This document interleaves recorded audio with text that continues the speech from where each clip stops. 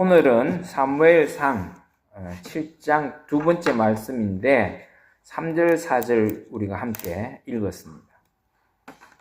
근데 사실은 오늘 이 사무엘상 7장을 좀 이해하려고 그러면 사무엘이 살던 이 당시 사회적인 어떤 여러 가지 문화와 배경을 아는 게 조금 더 중요해요. 사무엘이 살던 이 당시 이스라엘은 굉장히 영적으로 혼탁한 시대였어요. 우리가 지금 살고 있는 이 시대도 영적으로 굉장히 혼탁하고 또 신앙적으로 많이 좀 타락한 시대라 그렇게 볼 수 있죠. 이것보다 훨씬 더 심각했어요. 오늘 우리가 사는 이 시대적인 문화 또 이런 사회적인 배경보다 훨씬 더 사무엘이 살던 시기에 그 지역에 이스라엘 지역의 여러 가지 배경들이 굉장히 혼탁했는데 특별히 영적으로 더 혼탁한 시기였어요. 왜 그러냐? 이스라엘 백성들이 하나님을 섬기잖아요. 여호와 하나님을 섬기는데 하나님을 섬긴다고는 하지만은 우상도 겸해서 섬겼어요. 그러니까 우리보다 훨씬 더 그래도 그나마 우리는 하나님을 섬기는 사람은 눈에 보이는 이런 우상을 섬기는 것은 아니잖아요. 근데 이 당시 사무엘이 살던 그 시대의 이스라엘 사람들은 대놓고 하나님도 섬기고 우상도 섬기고 그랬다라는 거예요. 그러니까 굉장히 영적으로 혼탁하고 타락하고 하는 것은 말도 못했다는 거죠. 그러니까 그런 하나님과 우상을 겸하여 섬기는 일들이 비일비재했다. 이걸 이제 혼합주의적인 신앙이라, 혼합주의적인 신앙, 혼합신앙이라 그러기도 하죠. 이런 혼합주의 신앙이 굉장히 팽배했어요. 특히 이제 이 당시에 이스라엘이 가나안 땅을 점령했거든요. 하나님께서 약속하신 땅이 어디예요? 가나안 땅이었잖아요. 그래서 애굽에서 종로로 하던 이스라엘 백성들을 하나님께서 모세를 택해서 그 이스라엘 백성들을 이끌고 가나안으로 갔죠. 물론 모세가 가나안 땅에 들어가지는 못했지만 어쨌든 하나님이 약속하신 땅 가나안으로 이스라엘 백성이 들어갔어요. 힘들게 들어갔죠. 전쟁을 하면서. 거기에 있는 족속들, 그 당시에 살고 있던 이 7 족속들을 물리치면서 점령해서 살고 있었어요. 이때 이제 주로 살았던 사람들이 이제 7 족속인데, 성경에 보면은 헷 족속, 기르가스 족속, 아모리, 가나안, 브리스, 히위, 여부스, 이런 그 족속들이 블레셋도 살았고. 근데 이런 족속들이 이미 그 땅에 살고 있었단 말이에요. 가나안 땅에. 지금 이스라엘 땅에. 지금 우리 보면은 이스라엘이라고 하는 그 지역. 팔레스타인도 같이 지금 살고 있지만은 그 땅이 옛날로 치면은 가나안 땅이에요. 그 가나안 땅에 살고 있었는데 이미 거기에서 살던 사람들을 정복하면서 이스라엘도 같이 살게 됐어요. 원래는 하나님께서 가나안 땅을 점령할 때 뭐라고 명령하셨냐면은 그 땅에서 살고 있는 족속은 다 내보내라 그랬거든요. 다 쫓아보내라 그랬어요. 근데 이스라엘 백성들이 그러지를 못했어요. 거기에 있던 사람들 몇몇 족속들과는 화친을 맺고 그냥 같이 살게 내둬버렸다는 거예요. 그러다 보니까 거기에서 정착해서 이제 살기 시작하는데 제가 지난번에도 말씀드렸죠. 그 당시에 거기 가나안 땅에 살고 있었던 사람들의 주업은 농경이었어요. 정착 생활을 하고.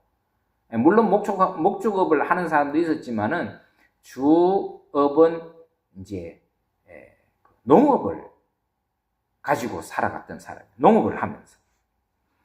농경 생활을 하면서 살아갔는데 이 사람들이 농경 생활을 하면서 살다 보니까 이 농경 생활에서 필요한 신을 저들이 만들고 살았어요. 그게 뭐냐면은 바로 바알과 아스타롯이라는 신이에요. 아스타롯은 제가 지난번에 얘기했잖아요. 예. 그 농경에 관련된 신이다. 바알도 마찬가지예요. 바알도 이게 엄난한 신이거든요. 그리고 하여튼 이 바알과 아스타롯 같은 토속 신앙을 섬기던 토속 신앙을 가지고 있던 이 가나안 사람들하고 같이 지내다 보니까 이 사람들하고 어울리니까 어떻게 되겠어요? 그게 물들어가기 시작하는 점점. 우리가 하나님을 믿는 우리 신앙은 유일신관이죠. 하나님 외에는 절대로 다른 신을 잊게 하지 말라고 분명히 말씀하셨어요. 출애굽할 때 이스라엘에게 10계명을 줄 때 첫째 계명이 뭐예요? 나 외에 다른 신을 섬기지 말라는 거예요. 근데 그 계명을 이스라엘 사람들이 가나안 땅에서 정착하고 그 다음에 그 가나안 땅에 살던 사람을 내쫓지 않고 같이 더불어 살다 보니까 자꾸 신앙이 물들기 시작합니다. 여호와 하나님도 섬기고 이 바알과 아스타롯 같은 그들이 섬기는 이방 사람들이 섬기던 신을 같이 겸하여 섬기게 됐다는 거예요. 혼합하게 된 거예요. 그 신앙이 짬뽕이 됐다는 거예요. 그래서 민수기 33장 50절에서 56절에 하나님께서 뭐라고 말씀하셨냐면은 너희들이 들어가면 가나안 땅에 들어가면 반드시 거기에 사는 족속들을 다 내쫓아라. 예, 너희들 옆에 두지 말게 해라. 근데 그걸 어기니까 자연적으로 그들과 섞여 살면서 신앙이 혼합주의적으로 바뀌어버려요. 혼합으로 섞여버리기 시작했대요. 자, 우리 민수기 한번 찾아볼까요? 민수기 33, 구약성경 민수기 33장에 거기 나와요. 민수기 33장 50절부터 56절에 보면은 그 말씀이 나와요. 한번 찾아보겠습니다. 민수기 33장, 구약성경, 253쪽이네요. 250. 자, 거기 보면은 민수기 33장 50절에서 56절, 우리 한번 읽어보겠습니다. 254장, 구약성경 54절. 제가 한번 읽어드릴게요. 민수기 33장 50절, 제가 읽어드릴게요. 여리고 맞은편 요단 강가 모압 평지에서 여호와께서 모세에게 말씀하여 이르시되 이스라엘 자손에게 말하여 그들에게 이르라. 너희가 요단 강을 건너 가나안 땅에 들어가거든 그 땅의 원주민들을 너희 앞에서 다 몰아내고 그 새긴 석상과 부어 만든 우상을 다 깨뜨리며 산당을 다 헐고, 이 산당이라는 것은 그 우상을 섬기는 신전을 말하는 거예요.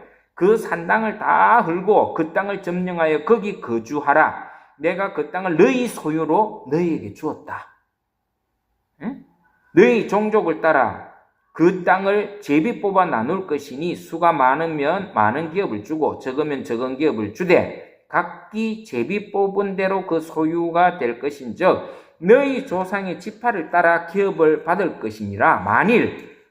너희가 만일 그 땅의 원주민을 너희 앞에서 몰아내지 아니하면 너희가 남겨둔 자들이 너희의 눈의 가시와 너희의 옆구리에 찌르는 것이 되어 너희가 거주하는 땅에서 너희를 괴롭게 할 것이다.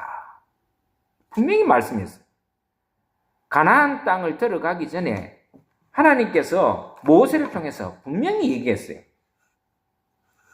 거기 들어가거든 그 거민들과 거민들이 섬기던 우상들을 싹 다 제거해라는 거예요.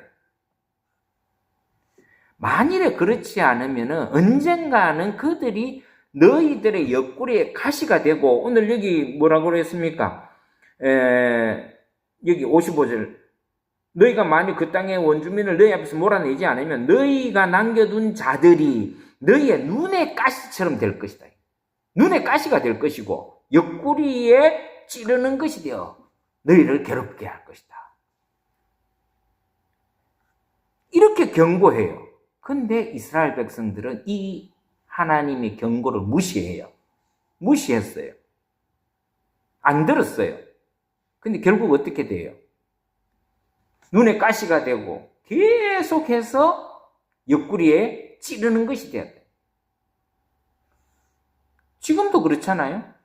지금도 이스라엘하고 그 팔레스타인하고 계속 싸우잖아요. 계속 싸우는 거. 이스라엘의 눈에 가시가 되는 거죠. 옆구리에 찌르는 것이 되고.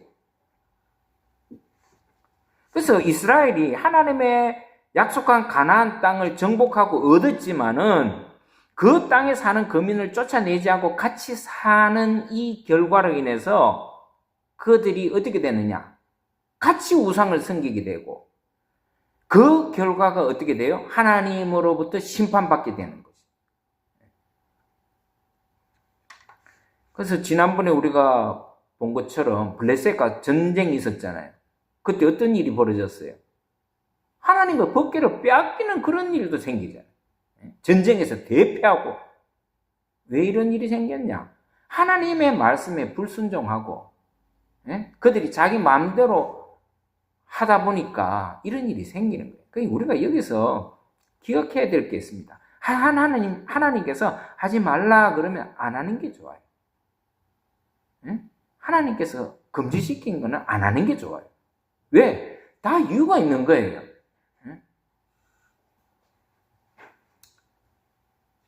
그래서 이런 배경을 지금 이스라엘이 가지고 있어요. 그러니까 신앙적으로 굉장히 혼탁한 거예요.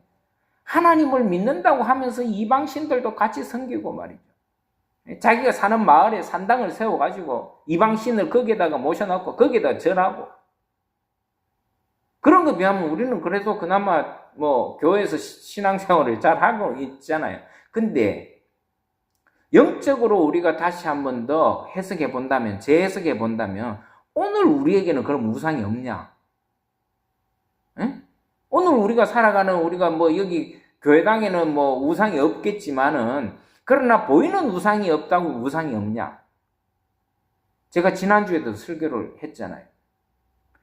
우리가 눈에 보이지 않는 우상을 우리가 섬기고 살아갈 때가 있어요. 자식이 우상이 되잖아요. 이 자식이 우상이 되는 경우도 있어요. 또 어떤 게 우상이 됐습니까? 돈이 우리의 우상이 돼. 오늘날 같은 이런 우리 시대의 우상은 가장 큰 우상은 뭐예요? 물질의 우상에 우리가 사로잡혀 살잖아요. 물질 만능주의. 이것도 우상이다. 꼭 눈에 보이는 것만 우상이 아니라 오히려 오늘 우리가 사는 이 시대는 보이지 않는 우상에 우리가 물들어 살 때가 참 많이 있어요. 그게 뭐예요? 물질이잖아요. 명예잖아요. 권력이잖아요. 이거 다 지나치면 물질이 왜 필요 없습니까? 물질이 필요하죠. 물질 없이 우리가 못 산단 말이에요. 그 물질이 필요해. 또 명예도 필요해요. 권력도 필요해요. 다 필요하지만 우상이 뭡니까? 우상의 개념이라는 것은 하나님보다 그것을 더 위에 두는 게 다 우상이에요. 하나님보다 더 내가 섬기고 하나님보다 그것을 더 하나님 위에 놓을 때 그건 다 우상이 되는 거죠. 그러니까 자식도 우상이 될 수 있어요. 자식을 하나님보다 더 이렇게 섬긴다든지 뭐 애정을 더 가지고 있다든지 다 우상이에요. 물질도 마찬가지. 물질이 필요하지만 우리가 물질을 하나님처럼 섬기고 생각하고 사는 거 다 우상이다. 우상. 그러면 그런 우상들이 우리를 어떻게 합니까? 우리의 눈에 가시가 되는 거예요. 우리 옆에 찌르는 가시가 되는 거예요. 찌르는 것들이 된다. 이게 조심해야 돼요. 뭐 교회 안에 뭐 우상이 없고 뭐 우상에 절하지 않는다고 우상이 없는 게 아니다. 오늘날에 우리는 현대 기독교인들은 이 보이지 않는 우상이 더 무서운 거예요. 어떻게 보면 그런 걸 많이 섬기고 있잖아요. 어쨌든 이런 그 배경 속에서 지금 이스라엘 백성들이 하나님하고 우상을 겸하고 섬기고 있을 때 이 하나님 기뻐하시겠냐? 그 당시 사무엘이 살고 있었던 그 사무엘상 7장 뭐 전후로 해서 나오는 이 사회적인 배경, 신앙적인 배경이 이렇게 안 좋은 환경에서, 불신앙적인 그 환경에서 이스라엘 백성들이 살고 있었다는 거예요. 그러니까 블레셋하고 전쟁이 나가지고 뭐 엄청난 이스라엘 백성들이 죽고 전장에서 하나님의 법궤마저 빼앗기고. 근데 이제 하나님께서 지난 6장을 통해서 하나님께서 그 법궤를 하나님의 방법으로 다시 이스라엘로 돌아오게 하죠. 그래서 이 계기로 인해서 그 전에 이제 엘리 제사장하고 다 죽잖아요. 그 뒤를 이은 사람이 누구냐면은 바로 사무엘이에요. 그래서 오늘 이 사무엘 7장은 사무엘이 선지자로서 이스라엘의 영적인 지도자로서 등극하는 장이 바로 사무엘 7장이에요. 근데 이 사무엘이 공식적으로 이제는 선지자로 등장을 하면서 뭘 가장 먼저 요구했냐? 이스라엘 백성들에게 요구한 게 뭐냐? 그 바로 회개운동이에요. 회개운동. 그래서 우리가 오늘 다 읽지는 않았지만은 그 4절, 5절부터 쭉 보면은 이 사무엘이 이스라엘 백성들을 다 한 곳에 모아요. 오라고. 거기가 어디냐? 미스바라는 곳이에요. 미스바. 그 미스바에 전 이스라엘 백성들을 불러 모아서 뭘 했냐? 회개를 촉구한 거예요. 회개를. 그래서 여러분 요즘 가끔 보면은 기도원 같은 데 가보면 미스바 구국 기도해 그러면서 그런 프랭카드를 막 걸어 놓기도 하죠. 그게 어디서 왔냐면 바로 여기서 왔어요.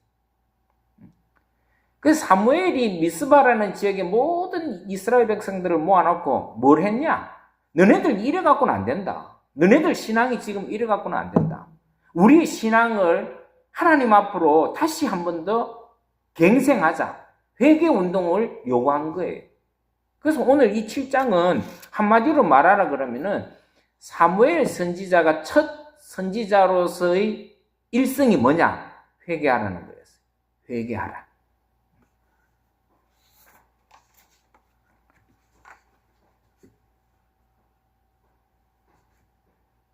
어쨌든 이 당시 사무엘이 살고 있었던 그 시대적인 배경은 정치든 종교든 사회 문화든 다 그냥 무너져 있는 상태.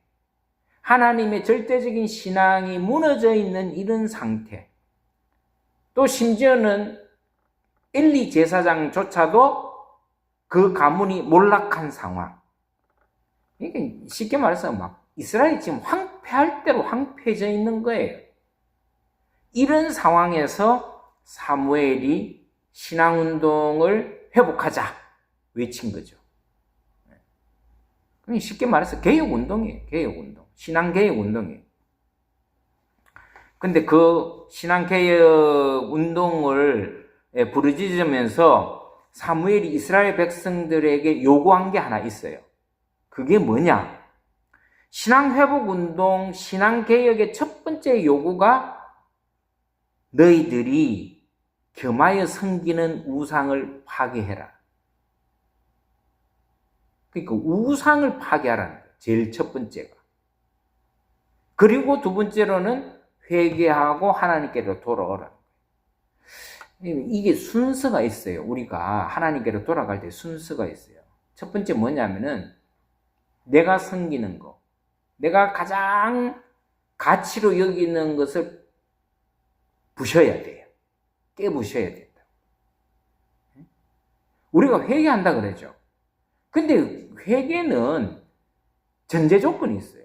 그게 뭐냐면은 내가 하나님 앞에서 제일 귀중하다고 생각하는, 어떨 때는 내가 하나님보다 더 존귀 여기고 귀하게 여기는 것을 먼저 깨트려야 돼요. 그게 내 자존심일 수도 있고 내 고집일 수도 있고 내 명예일 수도 있고. 하여튼 내가 최고로 치는 거. 예? 하나님 편에서 보시기에는 이거 아니다라고 말씀하시는 모든 것을 다 깨부수어야 돼요. 그리고 하나님께로 회개해야 된다. 그러니까 우리는 보통 회개 그러면 단순히 내 잘못을 고백하는 것으로 알고 있어요. 회개는 그게 아니에요. 회개라는 것이 내가 잘못했습니다. 하나님 내가 이런 일을 잘못했습니다. 그 고백하는 게 회개가 아니에요. 뭐가 회개냐? 잘못된 것을 완전히 제거하는 거예요. 네, 제거하는 거예요. 그 제거가 안 된 상황에서는 우리는 회개라고 말하기가 어려워요. 그래서 목사님 저 회개 많이 했습니다. 그 말로 회개했습니다. 나 회개했습니다. 그거는 믿을 수 없어요. 그 말로 회개했습니다. 나 회개했습니다. 그거는 믿을 수 없어요. 나 회개했습니다. 그거는 믿을 수 없어요. 진짜 회개는 뭐냐? 내가 잘못한 것을, 내게 있어서 잘못된 것을 완전히 깨부셔야 돼. 그 깨부시지 않고 말로 내가 잘못했습니다. 하나님께로 돌아가겠습니다. 그 회개가 아니다. 그거는 누구나 할 수 있지, 말로나 생각으로 못할 게 뭐 있어요? 내가 말로 회개하고 생각으로 회개한다 그러면 누구나 다 하는 거예요, 그거는 어떻게 보면은 회개라기보다는 후회에 더 가까워요. 아이고, 내가 안 그랬으면 좋았는데 그랬구나. 그게 잘못됐구나. 그 후회가 되는 거지, 그거는. 그러니까 후회하고 회개하고 우리가 좀 구별을 지어야 돼. 우리 사람들은 후회를 하지 회개를 잘 안 하는 것 같아, 보니까. 회개를 하려고 그러면은 완전히 잘못된 것을 뜯어고치는 거예요. 부셔버리는 거지. 그래서 여러분, 그건 아무나 못해요. 우리 사람들은 후회를 하지 회개를 잘 안 하는 것 같아, 보니까. 회개를 하려고 그러면은 완전히 잘못된 것을 뜯어고치는 거예요. 부셔버리는 거지. 그래서 여러분, 그건 아무나 못해요. 그래서 회개가 어떻게 보면 쉬운 게 아니에요. 말로는 회개했습니다. 회개하고 돌아왔습니다. 두 손 들고 주님 앞에 회개하고 그런 거는 회개가 아니에요. 진짜 회개는 내가 하나님 앞에서 잘못되어 살아온 모든 것을 깨부수는 거예요. 완전히 깨부수는 거예요. 성격도 그럴 수 있어요. 성격도 깨부숴야 돼요. 내가 하나님 앞에서 잘못된 성격이 있으면 그거 깨부셔야 돼. 그게 회개지. 그 성격 그대로 갖고 지나면서 회개했다. 그건 다 거짓말이에요. 그건 회개가 아니에요. 그래서 회개의 성경적 의미는 단순한 후회가 아니라 죄에서 돌이켜 하나님께 돌아서는 거예요. 완전히 돌아서는 거예요. 그 돌아선다는 게 뭐예요? 단절이잖아요. 단절. 내 잘못된 성격과 단절하는 거예요. 과거에 내 잘못된 성격. 돌아서는 거지. 그게 후회라는 거예요. 그래서 사도행전 3장 19절에 보면은 사도행전 3장 19절 또 26장 20절에 보면은 회개를 뭐라고 그랬냐면은 죄에서 돌이켜 하나님께로 향하는 것이다. 그렇게 얘기를 하고 있고 기록하고 있어요. 회개가 뭐냐? 죄에서 돌이키는 거예요. 잘못된 것에서 완전히 돌아서는 거죠. 자, 그러면은 저 사람이 회개를 했는지 안 했는지, 또 혹은 내가 진짜 회개를 하고 있는지 없는지는 어떻게 아느냐? 알 수 있어요. 그건 얼마든지 알 수 있어요. 뭘로 알 수 있을까요? 열매로 알 수 있어요. 열매를 보면 알아요. 그러니까 그 사람이 회개했다 안 했다를 보려면 뭘 보면 되느냐 하면은 그 사람의 삶의 태도가 변했느냐 안 변했느냐, 의식이 변했느냐 안 변했느냐, 행동이 변했느냐 안 변했느냐를 보면 알 수 있어요. 회개한 사람들은요 특징이 있어요. 진짜 회개한 사람의 그 특징이 뭐냐면은 변화가 반드시 있어요. 그 변화가 바로 열매라는 거죠. 어떤 열매입니까? 삶의 태도가 바뀌는 사람. 저 사람은 예전에는 저랬는데, 이 많이 바뀌었네. 예전에 저 사람, 내가 알고 있던 그 사람 아니네. 이게 바로 회개예요. 저 사람은 옛날에 저런 생각을 가지고 살았는데, 이제는 의식이 바뀌었구나. 행동이 바뀌었구나. 그게 바로 회개예요. 회개가 그 사람이 회개를 했느냐 안 했느냐를 볼 수 있는, 검증할 수 있는 기회, 변화가 있어요. 그게 뭐냐면은 회개 열매라 그러는 거예요. 회개 열매. 회개해서 열매가 없는 거는 회개가 아니에요. 회개 안 된 거예요. 회개를 했다 그러면은 반드시 열매가 맺혀져야 돼요. 그게 굉장히 중요합니다. 그래서 마태복음 3장 8절에 누가복음 3장 8절에 예수님께 뭐라 그랬어요? 회개에 합당한 뭘 열어라? 열매를 맺어라. 열어라. 예? 회개에 합당한 열매가 있다는, 그 회개에 합당한 열매가 없으면 그거는 회개한 게 아니다. 그래서 회개라는 것은 죄를 깨닫고 후회하는 데서 멈추지 않고 죄를 버리고 하나님께 돌아서서 마음이 변하고 삶이 변하고 의식이 변하고 행동이 변해야 그거를 회개했다, 그렇게 말할 수 있어요. 그러니까 사무엘 선지자가 지금 그 얘기를 하는 거예요. 사무엘 선지자가 회개 열매를 보여라는 거예요. 그래서 너네들이 섬기고 있던 그 우상을 다 깨버려라. 다 깨라. 산당을 다 회파해라. 그러지 않고는 너가 회개했단 말을 할 수 없다는 거예요. 그래서 오늘 이 요구를 하고 있는 거죠. 그래서 여러분, 우리가 그 우상에서 돌이켜서 우리가 하나님께로 향할 때 반드시 이런 회개가 있어야 되는데, 그 회개는, 진정한 회개는 우리의 삶 속에서 열매로 나타나야 된다. 어떤 열매? 마음의 변화, 생각의 변화, 행동의 변화, 태도의 변화. 이 변화가 반드시 있어요. 그래서 우리가 예수를 믿으면 바뀌어야 돼요. 응? 예수를 10년, 20년, 30년 믿으면 그게 중요한 게 아니에요. 내가 우리 집에 대대로 신앙생활을 한 믿음의 가문이다, 집안이다, 다 소용없어요. 내가 예수를 30년, 40년, 태어나서부터 지금까지 내가 예수를 믿었다. 그래서요. 우리가 내 삶에서 변화가 없으면 그 사람은 회개가 안 되는 사람이에요. 가장 중요한 거는 우리가 예수를 믿을 때 자꾸 회개해야 돼. 그 회개한다는 게 뭐예요? 변화가 있어야 돼. 조금씩 조금씩. 옛날에는 생각이 막 세상적이었지만은 예수님을 믿고 조금씩 조금씩 하나님으로 향하는 생각으로 바뀌고, 태도도 바뀌고, 행동도 바뀌고, 의식도 바뀌고, 그렇게 돼야 되는 거죠. 그걸 다른 말로 어렵게 말하면 성화되어 간다 그러는 거예요. 성화되어 간다. 우리 예수 믿는 사람은 계속 죽을 때까지 성화되어 가야 될 존재예요. 목사라고 다 나는 신앙이 완벽하다, 그거는 아니에요. 목사도 여전히 계속 바뀌어가야 돼요. 그리스도의 장성한 분량에 이르기까지 바뀌어가야 돼요. 이게 회개래요. 이게 회개다. 그래서 우리는 평생 회개하면서 살아가야 될 존재다. 회개는 한 번 하고 끝나는 게 아니에요. 계속해서 회개하면서 자신을 바꿔가요. 말하는 태도도 바뀌어가고, 행동하는 태도도 바뀌어가요.